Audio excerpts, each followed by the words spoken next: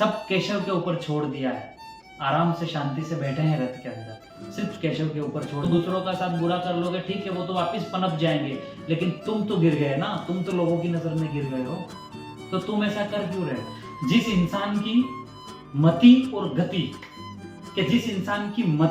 और गति अगर सत्य की हो तो साक्षात श्री कृष्ण भगवान उसकी जिंदगी का रथ चलाते हैं।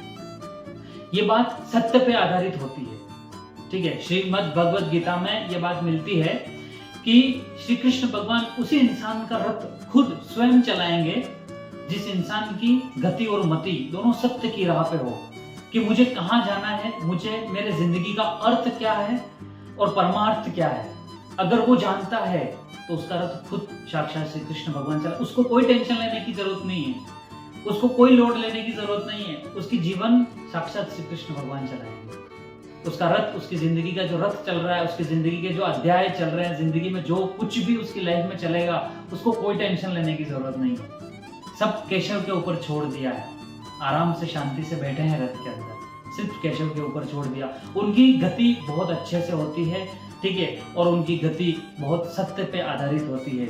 उसी इंसान के साथ ऐसा होता है, हर किसी के साथ नहीं होता है।